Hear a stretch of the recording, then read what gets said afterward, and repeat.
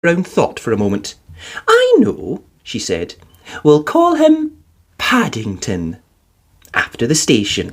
Paddington. The bear tested it several times to make sure. It sounds very important. Mr. Brown tried it out next. "Follow me, Paddington," he said. "I'll take you to the snack bar." Mr. Brown was as good as his word. Paddington had never seen so many snacks on one tray, and he didn't know which to try first. He was so hungry and thirsty, he climbed up on the table to get a better look.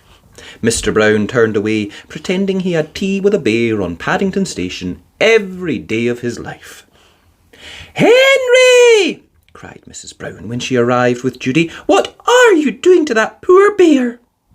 Paddington jumped up to raise his hat, and in his haste he trod on a strawberry tart, skidded on the cream, and fell over backwards into his cup of tea.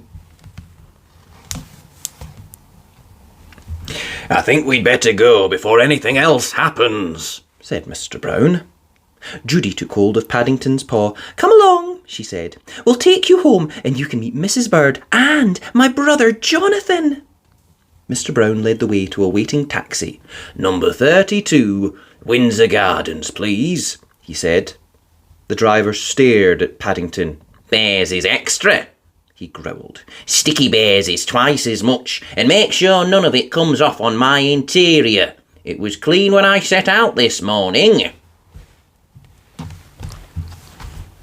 The sun was shining as they drove out of the station, and there were cars and big red buses everywhere. Paddington waved to some people waiting at a bus stop, and several of them waved back. It was all very friendly. Paddington tapped the taxi driver on the shoulder. It isn't a bit like Darkest Peru, he announced. The man jumped at the sound of Paddington's voice. "Cream," he said bitterly. "Cream and jam all over me coat." He slid the little window behind him shut. "Oh dear, Henry," murmured Mrs. Brown. "I wonder if we're doing the right thing." Fortunately, before anyone had time to answer, they arrived at Windsor Gardens, and Judy helped Paddington onto the pavement. "Now you're going to meet Mrs. Bird," she said. "She looks after us. She's a bit fierce at times, but she doesn't really mean it. I'm sure you'll like her."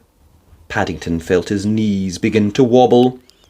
"I'm sure I shall, if you say so," he replied. "The thing is, will she like me?" "Goodness gracious!" exclaimed Mrs. Bird. "What have you got there?" "It's not a what," said Judy. "It's a bear.